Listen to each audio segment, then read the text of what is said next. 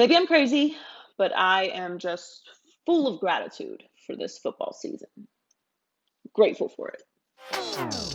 Maybe I'm crazy, maybe I'm not. Welcome to the Maybe I'm Crazy podcast. I'm Joy Taylor. Reggie Bush joins us today.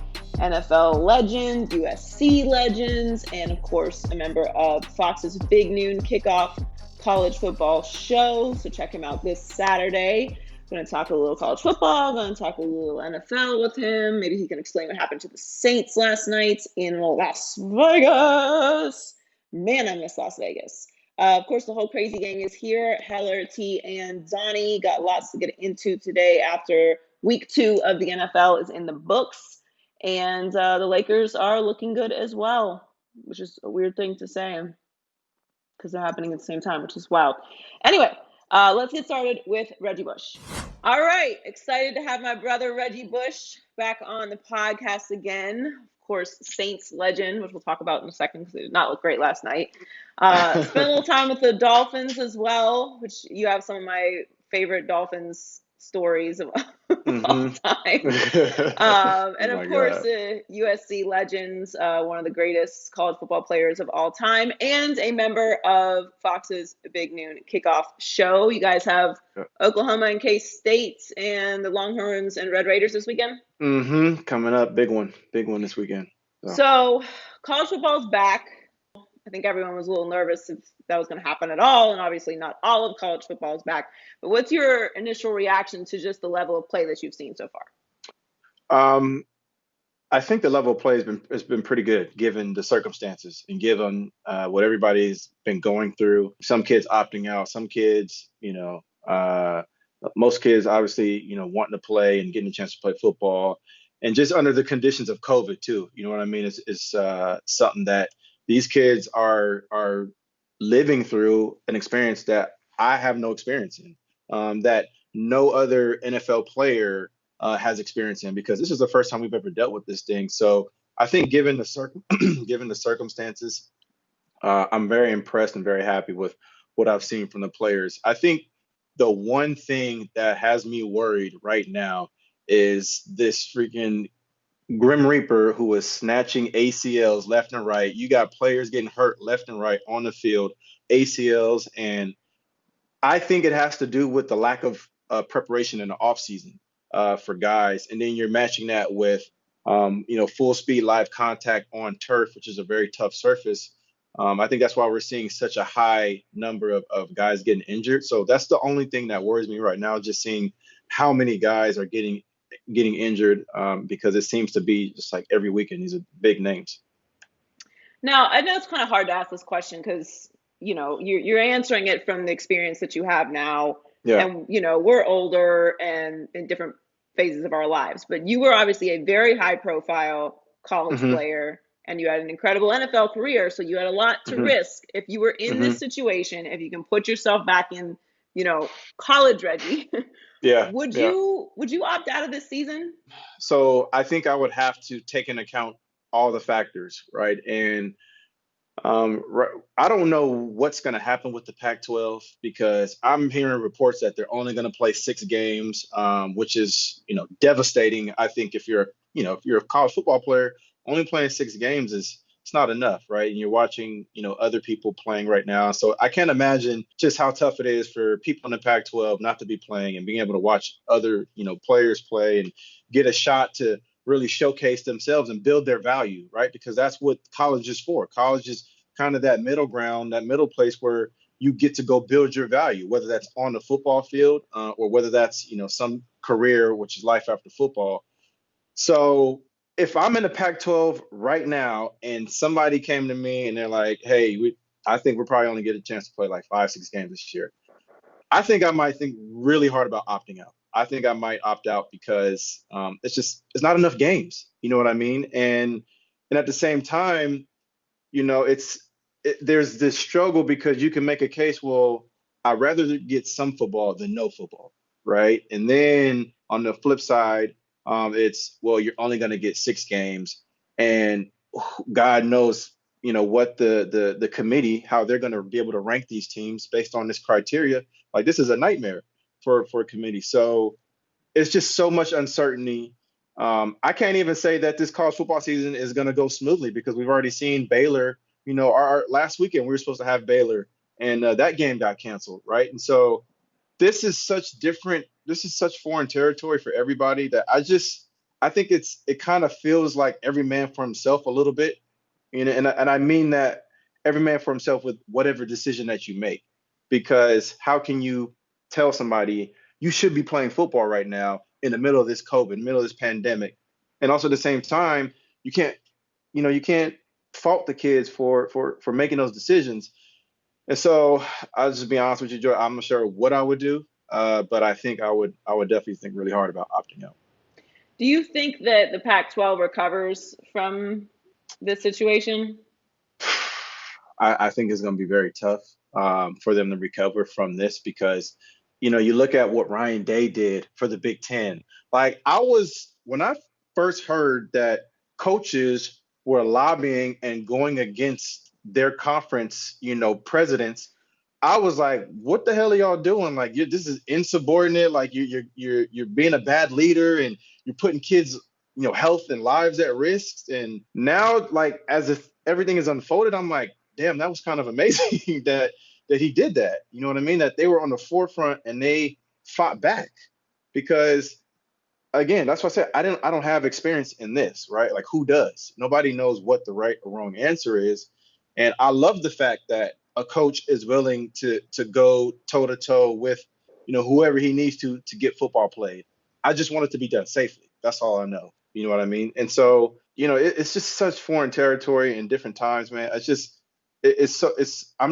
amazed. I'll be honest with you. I'm amazed by everything that I'm seeing right now. Yeah, I mean, the NFL being able to get the season started obviously much more smoothly than college is not that surprising. But I mean, Colin and I talk about it every day. I can't believe it. Like, I'm kind of, I guess I've been in Cali for a while, so I'm like, gratitude. But like, I really can't believe that we have sports at this level with that. Like, thinking back to just the like state of despair that all of us were in when we were on, the stay-at-home orders to where we are now is just crazy. I think it's really a testament to how many smart people we have in sports today.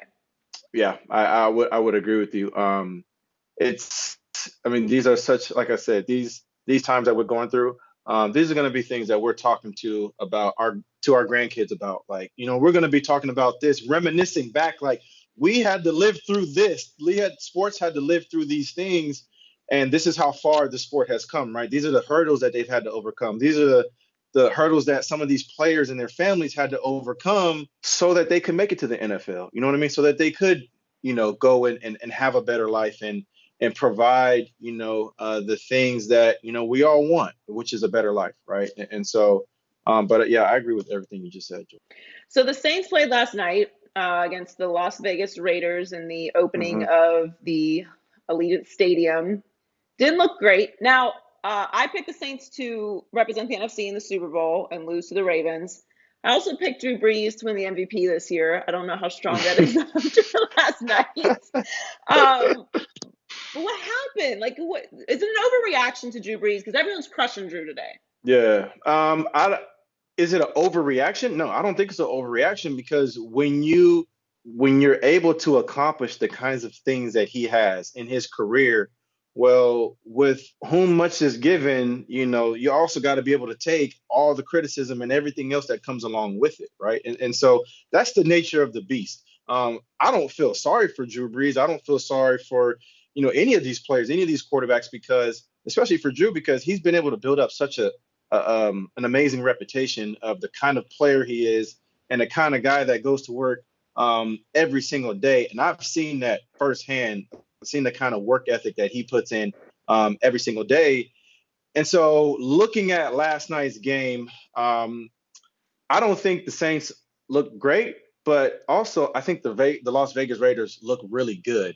And so I think there has to be, I think people have to lower their expectations for these first couple weeks because this is not a normal offseason. You got to think about week 2 is really like you're still figuring out how to win games, right? You're still figuring out how to build that chemistry together.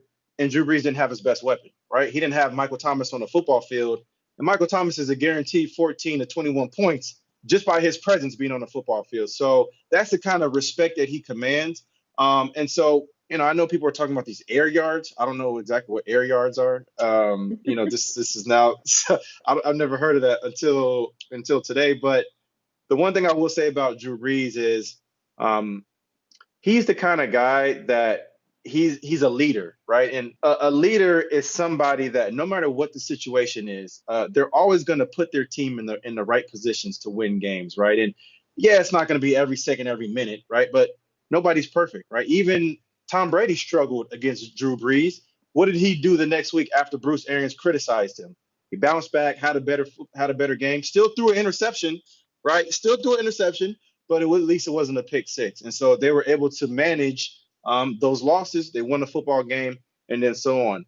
To me, the test for this football team is this next game against Green Bay Packers, because you don't want to lose 2 games in a row. And now that you know that you never want to get caught looking ahead either, but there are times that it happens. I'm sure the Saints saw this as, hey, we're gonna win this football game. You know what I mean? And probably went down there with that confidence. But sometimes teams will hit you in the mouth, and sometimes teams have this refound motivation, moving to Las Vegas. And so that's what I kind of chalk it up to. Hey, they were just a better team yesterday, and Derek Carr looked good. And this kid, Waller, the tight end, he is a beast. He is a beast, and he cannot be covered one-on-one. I went back and studied some of his stuff today, and I was watching his routes. He has really, really good feet and really good hips and good routes for a tight end. Like, he doesn't run routes like a traditional tight end. He runs a more like a versatile, athletic tight end. And so I just love watching him last night. I love what he brought to the table. Kid's an absolute beast. And the Raiders have weapons all across the board. So yeah, no, he's so fun to watch. So you mentioned Michael Thomas being out. There was a crazy, it feels like a crazy amount of injuries. I mean, I haven't done the research to, compare last year to this year, but it feels like a lot. And certainly 7 torn ACLs in 2 weeks is a lot. Is it because there was no preseason? Because we're all kind of celebrating that there was no preseason. And it seems like now, maybe 2 games would have been the correct amount. I think if you don't ever get a chance to practice live and play games live and go through your reps and your plays live, without kind of that blanket of, hey, I'm just going against my teammates. Because here's some of the things that will never happen when you're going against your teammates. You'll never cut block your teammates, right? And so as a running back, if in practice, if a linebacker is blitzing, I will never chop block him because that's my teammate and I know I could hurt him. But in a game, if a linebacker is coming full speed, Von Miller or freaking, whoever, I'm going down low right away. I'm chop blocking the hell out of that dude so I can clear that lane for my quarterback. And so there are certain things that you do and you don't do in practice that you can only get that in a real game. You know what I'm saying? And so to me, there's that. And I've always said this, and I will continue to say this. I will truly believe that the NFL is truly invested in the safety and health of its players when they get rid of turf. Turf is the absolute worst thing you can play full speed, live contact football on. And you imagine trying to take turf to Europe in soccer. They would lose their mind. They would burn some of those cities down if you try to bring turf over there. And they actually tried to do it, and the players were about to revolt. You know what I mean? And so I've always been against turf. And what is it about it's the turf that you don't like? It's just it doesn't give. It doesn't give. And when you stick your cleats, you're going 100 miles an hour, you're in a football field. You're jamming your foot and your cleats into an artificial surface. It's not giving enough. Like grass, when you dig into it, it gives and it slides a little bit. And so it's not grabbing your joints. Turf grabs your joints. When you plant hard, like Odell Beckham Jr., some of these very, very explosive athletes like Lamar Jackson, that's the one thing you always worry about is your knees on turf. And that's actually the reason why the Baltimore Ravens went back to grass. I don't know if you remember, they used to be on turf. And they had a bunch of injuries, and they switched back from turf to grass. And so to me, that's the biggest issue is we got to get every NFL team back to traditional grass. I know turf is low maintenance, is less money, but if we want to see less knee injuries, less major, you know, MCLs, LCLs, Saquon Barkley, I mean, come on, man. It's ridiculous. It's left and right now. Yeah, there were so many big losses and big names too. So Yeah. there were, I think Huge. it was like 3 years ago, I want to say there was a rash of injuries in the NFL that was pretty serious, but it didn't really happen Yeah. until later in the season. These first 2 weeks have been brutal. Yeah. So Tom Brady is in Tampa now. Obviously, that was the huge story through the offseason. I Hmm. think they're going to make the playoffs as a wild card team. I don't know that my expectations are that high for them, but it seems to be working early. What's your impression of the Bucks so far? I like them so far. Do they have a great team on paper? Absolutely. I mean, you just look all across the board, you see some household names on that roster. And that's the thing that, fans, Tampa Bay fans should be excited about that. But I think if you bring it back to reality, it doesn't matter what you've accomplished the last 6 years or whatever it is. Even Tom Brady, the GOAT himself, has to respect the laws of football. And the laws of football say that there's no magic to this thing. You have to earn every single minute, every single day, every single hour that you get. And that's just the way it is in this sport. And when you think about him going to a new system, a new team, new weapons, they're having to adjust to Tom Brady just as much as he's having to adjust to them, right? And I think we've even seen that with Bruce Arians. Bruce Arians is learning how to adjust to Tom Brady too because he was shocked in week one. So, I think people got to lower their expectations for teams, you know, and it usually never works. And I don't want to say it's not going to work this time because, Tom Brady is different. Every situation is different. But it usually never works when you put together these powerhouse, superstar teams before a number of reasons. Maybe one is there's only one football to go around. You don't have enough to please everybody. And two is there's just a chemistry. The chemistry can just not be there, right? And so what I've seen so far from Tampa Bay, I like what I've seen. They have obviously a great backfield with Leonard Fournette, Ronald Jones, Shady McCoy, who can still shake a couple people in the open field. And then Rob Gronkowski, to me he's good, but he's still banged up, right? I think people had this expectation that Brady and Gronk back together, and him going down the middle, you know what I mean, the way he used to in New England. I don't know if he's outrunning linebackers anymore like that. Like Gronkowski has always been a really big tight end, and I think that's why he was so successful is because he was big and then he was fast and athletic and could catch and he could really just body linebackers. He could body safeties and nobody was big enough to be able to kind of get around him. But now that he's definitely slower, right? And you match those injuries that he's been through, it's the health of Rob Gronkowski to me is going to have a lot to do with the success of this Tampa Bay offense because Tom Brady has always needed that tight end down the middle, that presence down the middle. And if he doesn't have that, now, you're kind of taking away a big portion of what he likes to do, and you're just focusing on Mike Evans and Chris Godwin. And so I just think that I like what I've seen, but the chemistry is still not there yet. And it still they got some teams coming down the pipeline that you're going to be able to measure them against, like the Kansas City Chiefs. Can Tom Brady keep up with, the amount of points that the Chiefs can put up, in one or two quarters? To me, that's what it's going to come down to because this is a different game now. We're seeing quarterbacks really put up big numbers, especially the young ones, right? The young quarterbacks. Josh Allen threw 300 yards. I mean, he looked amazing in that football game. And so to me, it's going to come down to when Brady has to play these teams with younger quarterbacks, mobile quarterbacks, can he keep up with them? Because sometimes the best defense is a really good offense. Now, I love Cam Newton for multiple reasons. Like, I am just a Cam Newton fan, and Mm-hmm. I'm not gonna say I knew this was gonna work, but I knew that Cam was gonna be able to get back to some version, some percentage of Cam, right? And Yeah. people disregard that he was a league MVP and played in a Super Bowl. Like, it's not like he doesn't know how to learn a playbook. So Mm-hmm. I think it's working in New England. And I don't think it's an overreaction, obviously. I don't know if this is a long-term situation, but it seems to be working. Do you like what you've seen from Cam so far?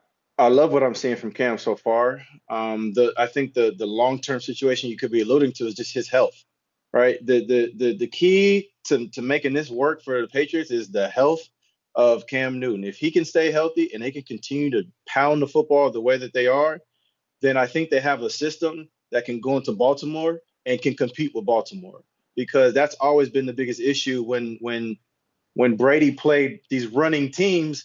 They could just keep him off the football field, right? Like they could just run the football, they could chew up the clock, and they could keep him off the football field. And so that's what I see with the New England Patriots. They have an offense that now they can control the clock a lot differently than they could if they were with Tom Brady.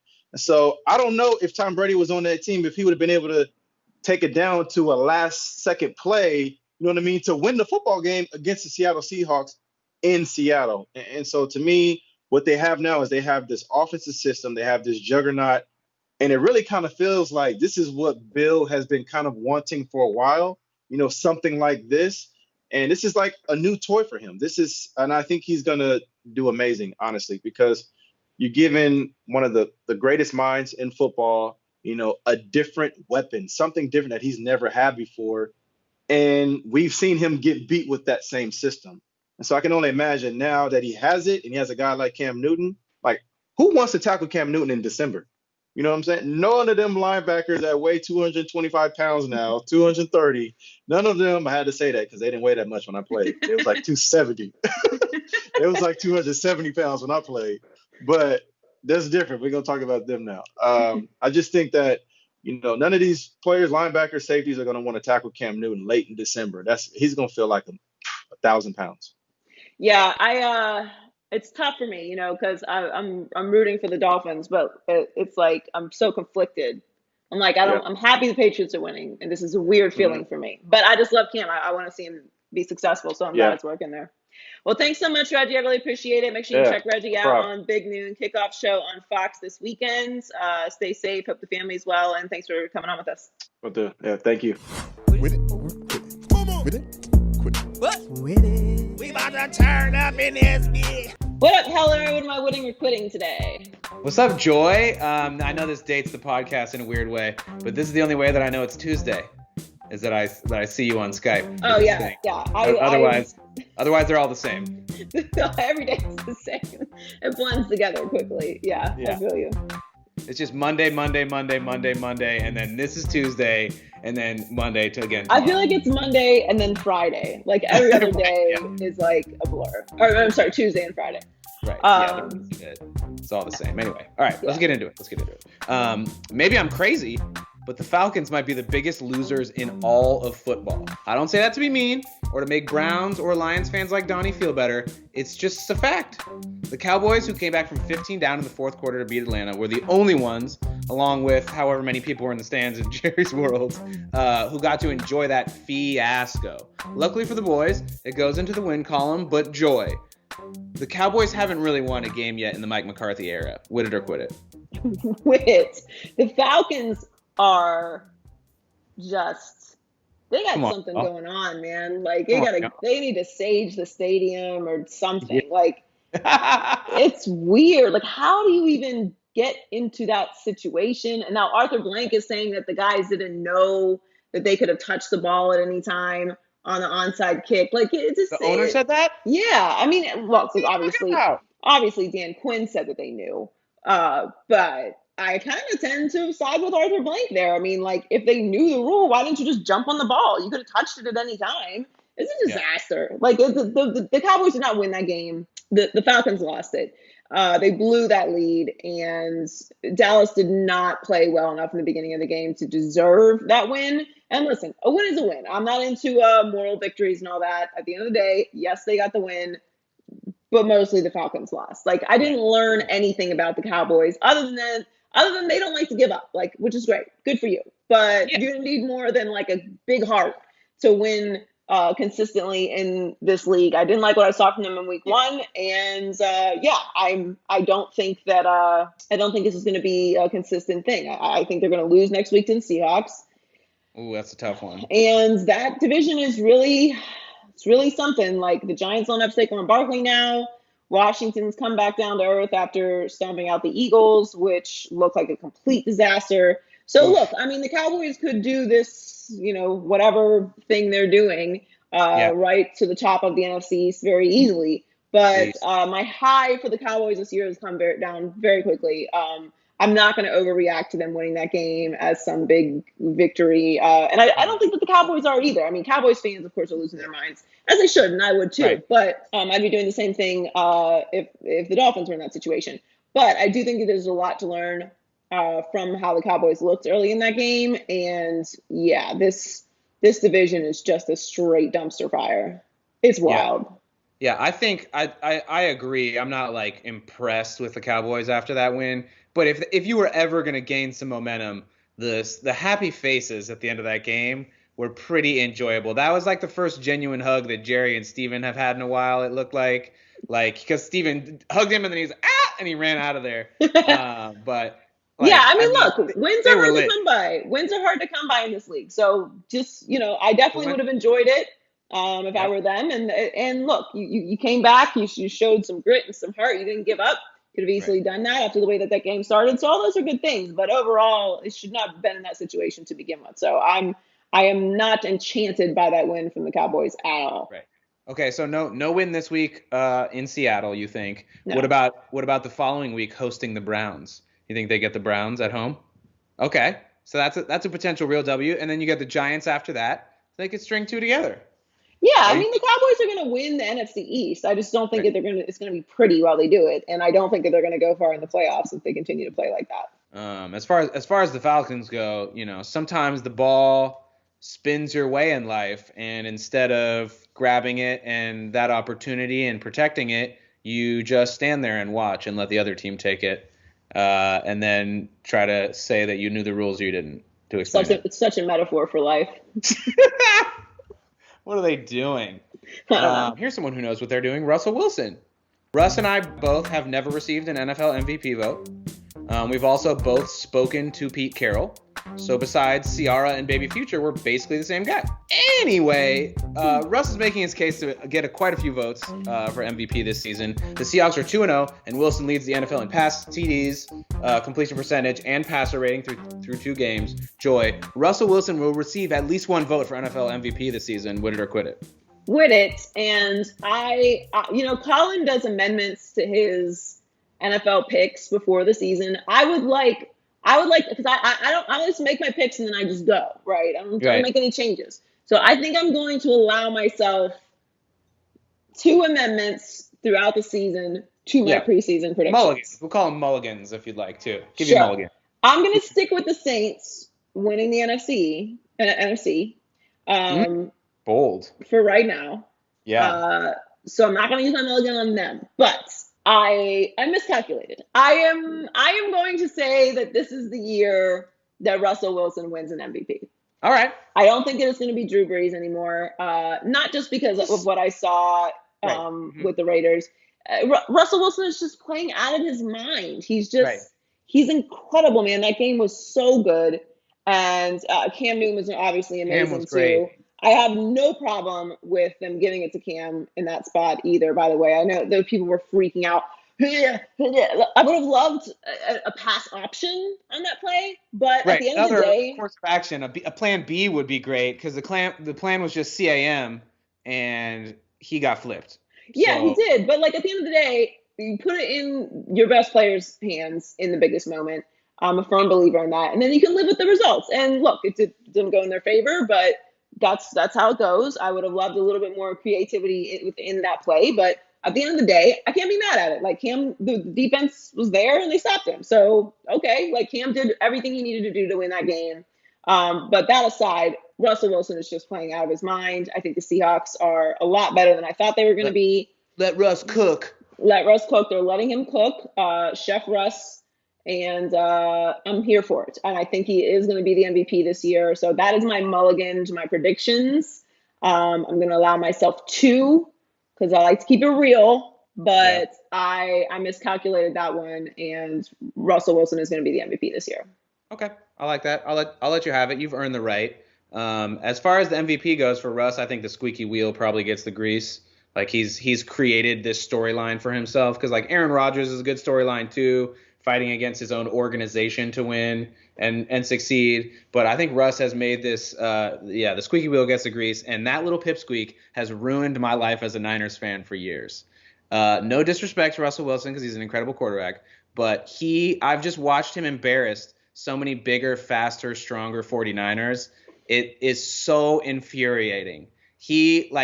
If there were ever a case for the power of prayer, it's him. Like he really he just makes the best out of terrible situations, and you have to respect it. I was doing a little research, Joy. So obviously people know him as DangeRuss, right? Right. But do you know what the other nicknames are listed on his Pro Football Reference page, which is like the Bible for us in the sports industry? Yeah. What? We've got the Asterisk, Mr. Unlimited, and Robot Russell. I like Robot Russell. Okay. I don't know if that's a compliment to be called a robot, unless it just means like you're just so like mechanically good at your job. Right. It means that, but it's also like, but then you also have to remember, Joy. Don't play. Where Mr. Unlimited don't came do it. from. Please don't. No, it's not the usual clip. Okay. Everybody has to have an alter ego, right? And I've been thinking about what my alter ego would be, and I think I have an alter ego. His name's Mr. Unlimited. Yeah, you gotta be unlimited. You gotta have a thought process of being unlimited. Unlimited. I honestly don't think Mr. Unlimited. I think he's playing with us. I think he's messing with us. He's not serious. I don't think he's serious. He can't be being serious. Mr. Unlimited. I love Russell Wilson. After meeting him at the Super Bowl on the Herd, I was like, this dude is awesome, and I get why Colin loves him so much now. And he's just playing out of his mind. I'm willing to forgive all of it. I don't think he's being serious in that clip, though. Mr. Unlimited. I hate you. What's up, Donnie? What's going on high key, low key this week?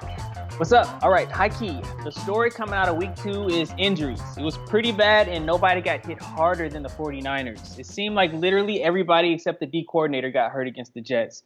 Low-key, I was praising the lack of preseason games a couple weeks ago, but that could be to blame for the injury bug that swept through the league on Sunday. What do you think? I high-key think that has something to do with it. We talked about this a little bit with Reggie, and he made a really good point that we talk about live reps and, callus and all that stuff. They just didn't get that this year. Like, no preseason meant that you were only practicing against your team. They didn't have inter-team scrimmages either, right? Because of COVID. So you're really never going full speed at any points until the season started. So you're not gonna, like he said, you're not gonna chop block your teammates. These are things that you're gonna do in an actual live game, even if it's a preseason game that you're not going to do in practice. So as much as I hate the preseason, I think we realized that they need at least 2 games of preseason. I think 2 games is that's like the safe zone where it's not going to become annoying for fans and annoying for the media. And it's not going to be a detriment to teams and injuries. Because the last thing we want to see is a rash of injuries around the league, which is what we have. I mean, 7 torn ACLs is staggering. So that's scary. There's lots of different factors into it, but I think it's pretty obvious that having no preseason has definitely played a role in the amount of injuries that we've seen around the league, which is the worst. Because, I mean, you look at the 49ers now, it's like their season is kind of over. I mean, you don't have Bosa, Garoppolo's injured, Mostert's injured. I mean, Solomon Thomas is injured. Like, it's crazy. Tevin Campbell, it's ridiculous. Yeah, it's ridiculous. And like, I mean, they're not going to go back to the Super Bowl. I mean, Tevin Campbell. Yeah. I mean, they're not going to go back to the Super Bowl this year. Like, they can still have a nice season, but like that's just too much to overcome. So, I mean, it'd be a miracle. So I gotta submit when I'm wrong.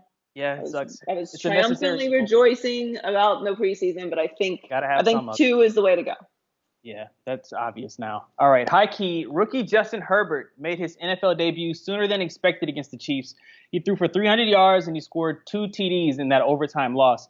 Low key, your Dolphins are 0-2, and even though Fitzpatrick's not playing bad, Herbert's debut has to have Dolphins fans itching to see Tua get out there, right? Am I right or wrong? 100%. High key. Yeah. I'm like, Fitzpatrick only has to have one more of these really weird games, and I'm ready for it. Now, Tua is in a different situation, obviously, because he's coming back from an injury, which they've said he's all good for, and he's still learning and all that stuff. But Herbert getting out there, that's trouble for the Chargers, because right away, Anthony Lynn, who I have a lot of respect for, said, like, Tyrod Taylor is still the guy. And I love Tyrod, and I want Tyrod to have an opportunity. But unfortunately, Tyrod keeps ending up in these situations. Yeah, so, why? I don't know. Same thing. I don't know, sucks. man. It sucks. It's like a curse. But the problem is Justin Herbert is the 6th overall pick, and he's got the potential thing working for him. So while he didn't look amazing, it's not like he went out there and threw 5 touchdowns, no interceptions, and ran for 100 yards. He had a nice game against the defending champion Super Bowl Chiefs, who he found out he was going to play against 5 minutes before the game started. Minutes before the game. What more can you ask for him? He looked good. He looked like Justin Herbert in the bowl game, which is what I wanted to see. I wanted to see him run, use his size to his advantage. He was not afraid to throw it downfield. I didn't think he made too many egregious mistakes. I mean, there was a couple times like he turned to the right and the running back's on the left, like, but he's a rookie, So I loved what I saw from him, and it's rough because if Tyrod goes out there and loses a game or two, it's the pressure's on now. Not that it wasn't before, but it really felt like, okay, like Tyrod's going to play this season. And then we're going to see Justin Herbert next year, possibly, or whatever. Now it's like, well, we kind of opened Pandora's box with that. Not, it's just can't close it. Yeah, and you can lose your job to injury. I know people say that all the time. Like, can't lose your job to injury. Like, no, you can. Like, it's competitive. That's what happens. You work in a competitive industry at the highest level. Nobody wants anyone to get injured, of course. But this is how it goes. Like, he went out there and he showed what he can do, and he's young and he's the future of the franchise, and he's the 6th overall pick, and we didn't know what he was going to be before, but now we know that he can kind of play. So I think he's going to be out there much sooner than Anthony Lynn is inferring. We'll see. All right, high key. There were supposed to be 2 LA teams in this Western Conference Finals, but the Nuggets, they weren't ready to leave Orlando yet. Damn it, Clippers. Low-key, after channeling Kobe while wearing the Mamba jerseys, are the Lakers going to be putting an end to Denver's surprise run? It looks like it. It does look like it, and yeah, I think so. That Anthony Davis walk-off buzzer beater kind of felt like the dagger. That's a lot of emotion to come back from. What was Mason Plumlee doing? What are you doing? I don't know. Listen, I'm not rooting against the Lakers. I want to see either the Lakers or the Clippers in the finals, obviously. I just wanted to see Lakers-Clippers Western Conference Finals. I root for content. And while the Nuggets are darlings, and I love them, and they're fun to watch, and they're great, and they have a young, exciting team, and Jamal Murray is incredible, and Jokic is stunning to watch play, they are not controversial. And I am into controversy. And the Clippers versus Lakers would have been incredible. Oh, juicy. So good. Regardless of the outcome. Because if the Clippers make the finals, then we're going to talk about how the Lakers didn't make it and why. And obviously now if the Lakers beat the Clippers, then it's, War of LA. And, so it's all just good. With the Nuggets, they're not going to win. Like, they're down 2-0. It feels like they're down 3-0 already. They're going to likely lose tonight. And even if they don't, they are not doing coming back from 3-1 deficits. No one has that in them. I don't believe it. You can completely ridicule me for the rest of the time if I'm wrong. I don't believe it. I think the Lakers will win this series, even if it goes 7, which I don't think it will at this point. But yeah, I mean, LeBron James is on another level, man. He is unbelievable. Yeah. He's playing unbelievable. He's determined. He wants to win this championship and get back to his family. And I really am. I gave up my LeBron hate when he came to LA. I harbored it for a long time. Not hate, but just pettiness, and not hate. Dislike, pettiness. Not hate, pettiness. Pettiness is the right word. Hate is too strong a word. I've never hated LeBron, but I had some pettiness after he left the Heat, which now I'm over because the Heat are in the Eastern Conference Finals, so we're doing fine. Yeah, they're good. You're good. You guys are good.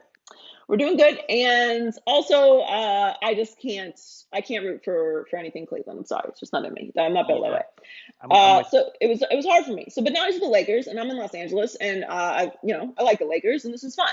So, and I'm not going to not enjoy watching the greatest player of this generation. And listen, I'm a Michael Jordan fan. He's the greatest ever. But this generation, LeBron James is the greatest. And I'm going to enjoy watching his final years in the league, which I don't think are soon, but they are approaching. And he's still playing at an unbelievable level. And what he's done in the bubble is incredible. So I do think that they will win this series and represent the West in the NBA Finals. And that Anthony Davis shot in the Mamba jerseys, saying so Kobe perfect. Afterwards was just poetic. It was, it's the stuff movies are made of, and that's what the Lakers do. They do stuff that movies are made of because they're Los Angeles. Season is this is a movie season, so this is the Lakers season. A movie season like this. You have to make a movie about the bubble. You have exactly. To. I mean, there's going to be multiple documentaries made about the bubble, but we're talking about a biopic about the bubble. That's gonna happen. We want the bubble movie, and I just wish it wasn't called the bubble. It just makes it, It's stuck. It's stuck though. It did stick. Yeah. I don't know. I need another word, but I can't find it. Yeah. We were playing around with the dome, but that's not there is no dome. Dystopian society. That's what we're all living in. That's it. Yeah, we're all in that together. But I'm really impressed with the Lakers. And the Clippers are such a disappointment. Yeah, damn it. I'll never forgive them for that. Hey T, what's going on in the Culture Report this week? Hey Joy, so Ruth Bader Ginsburg, aka RBG, passed away at 87. And wow, this is such a huge loss. Like the first thing I thought of when I heard about it was God help us. Like she was an American icon.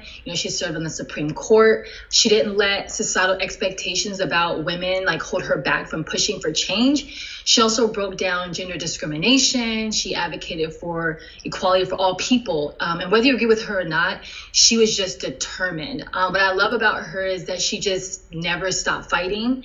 And I feel like she just pushed all of us forward.